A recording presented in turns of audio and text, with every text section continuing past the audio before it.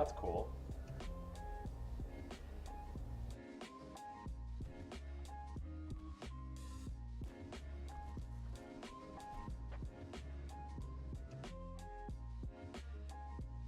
Geofencing is super, super powerful.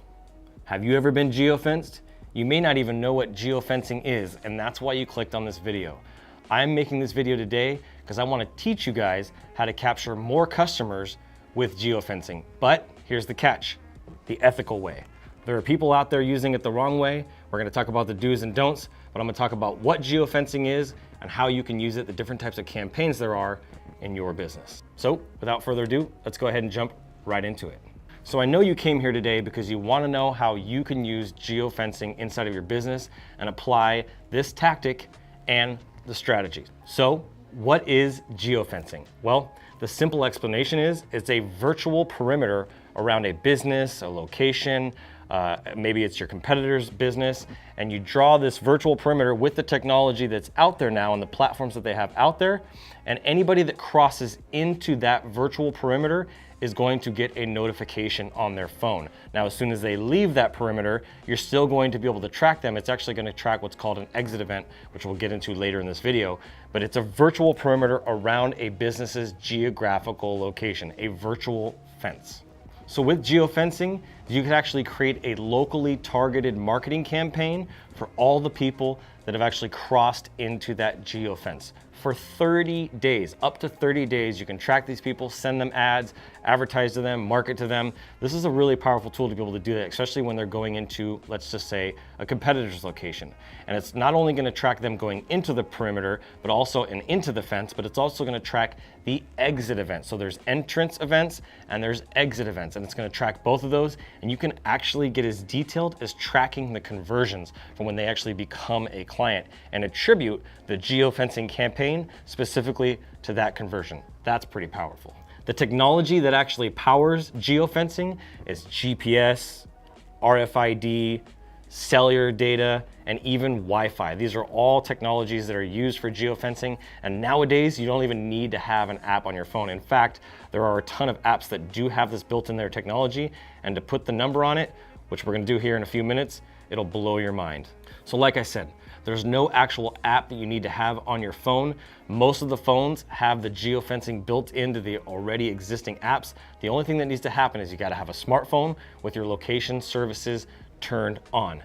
You can actually find geofencing functionality with the location services incorporated into more than 600,000 apps. Domino's, Walmart, Uber, Nest, these are all geofencing technologies that are used all the time, and you don't even have to have one of those apps. It can even be within your Google Chrome browser. So the geofencing technology is everywhere. It's probably more prominent than you even ever realize, and it's something that you should be using within your business if you have the budget for it.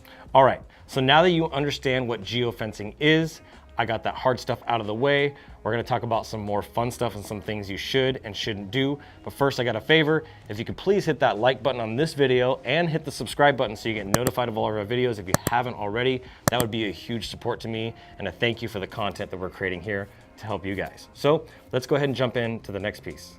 So I came up with 6 just off the top of my head. I was just doing a little bit of research, but a lot of these were already off the top of my head. And I wanted to give you guys these 6 ways, 6 campaign types for geofencing that you can apply within your own business. So the first one is events. Let's just use this example. Say you're a hardcore gamer, you play Call of Duty or you do some esports stuff. Well, what you could do is they do these esports conferences all the time. I'm sure less during the pandemic, but they do these conferences all the time where they have these events where everybody gathers together. You could geofence that specific event on those specific days that the event is going to be held, and everybody that goes into that event during that time is going to be added to your audience, and you're going to be able to geofence and target them and send marketing messages, not just the notification, but once they click on the notification, you can retarget. There's all kinds of things that you can do with that, but you are going to be able to reach your target audience. So say you want to reach gamers, then go geofence a gaming conference. Maybe it's the esports arena in Las Vegas, who knows? So this is a really good opportunity, events, things like that. This is really good because you're going to only geofence for a specific amount of days. I actually did one of these for a cannabis expo in Las Vegas a few years back. The second type of campaign that you can do are conferences or trade shows. You got the 10X conference, you got Funnel Hacking Live, you got our events that are going to be coming up. People can actually geofence those specific trade shows and events as well. They kind of fall into events, but trade shows and conferences, you can geofence them, you can reach those people, you can put specific messaging that's actually going to attract them. And I've been able to do this multiple occasions with multiple clients, and actually trade show booths and trade show events for roofing companies. There are lots of different ways to go about this, but geofencing at events, conferences, and trade shows is the way to go. Now, the third one is actual business locations. Now, this can be a little touchy. This is going to go into a little bit of the do's and don'ts. With business locations, you can geofence your competitor. So let's just say you're a T-Mobile store. Let's forget that. Let's just say your competitor is the T-Mobile store and you're a Verizon store. You own your own Verizon franchise, whatever, authorized dealer, and you want to geofence all of your competitors with some sort of special or promotion that you have going on. You can geofence the T-Mobile across the street and say, hey, switch from T-Mobile and we'll give you $500 and a new phone.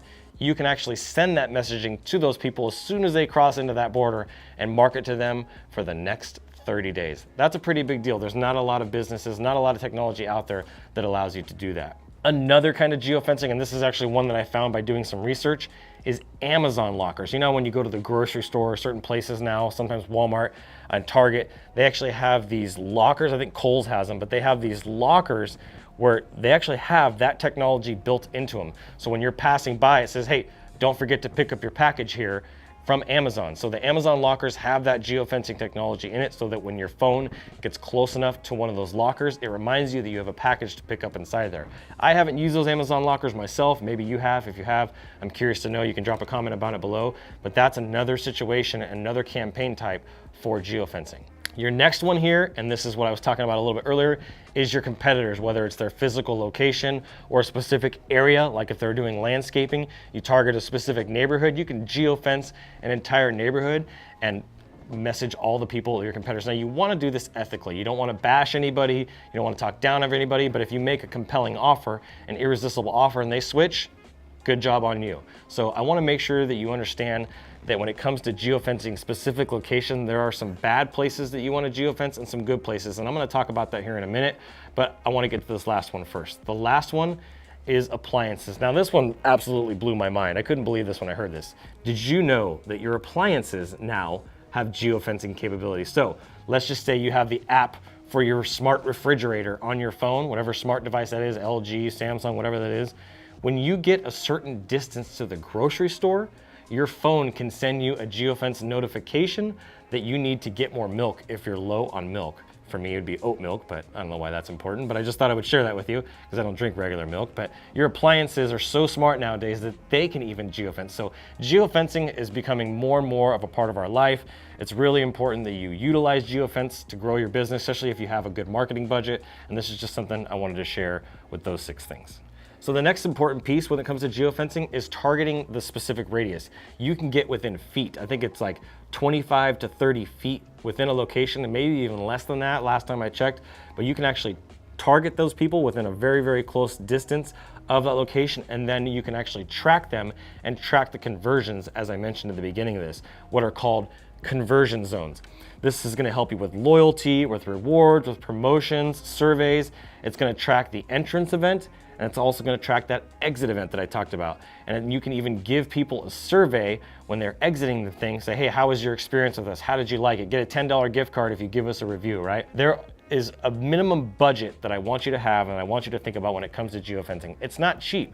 You need to be able to reach a certain amount of people. You're going to be targeting them for 30 days. So you need to have a decent marketing budget, an advertising budget towards geofencing. Technically, geofencing is an advertising campaign, and that monthly budget needs to be at least $1,000 a month because the average cost to geofence can be anywhere from $2 on the low side. It's very rare when you get it that low, and as high as $10, and it's really rare when you get it that high.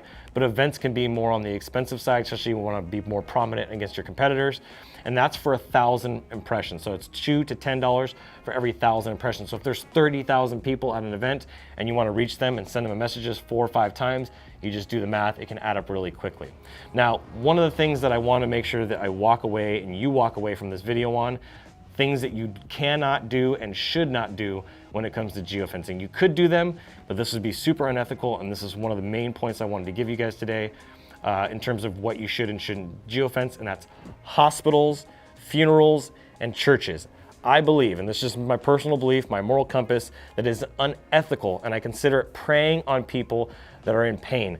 And that is just never the right thing to do. So don't do that. Churches, hospitals, and funeral locations, those are off limits. Do not geofence them. This is not the cool thing to do, and it's not ethical. So go after the things that you know are the right thing to do. If you have to second guess yourself, it's probably not the right thing. So here's the question. Now that I've shared all this stuff with you, have you ever been geofenced? I'm sure there are now a couple ideas coming to mind of times that you've been geofenced. Drop a comment below. Tell me when that was, where that was, if it was recently, if it was a long time ago. It doesn't have to be too detailed, but tell me if you remember what type of geofence it was and where that was. So that wraps up geofencing. I hope this was super helpful for you. I really wanted to give you some understanding and some foundations when it came to geofencing and how it can be used for you or for your clients. It's something you should be really looking at. The event side is highly profitable if you do it right. I'm going to be using geofencing. I'm using it here at my office. I'm going to be implementing it more and more into my business. It's just something I want to encourage you guys to do as well. So thank you guys so much for watching another video. I'm Adrian Boycell. I'll see you guys on the next one. And as always, keep looking up.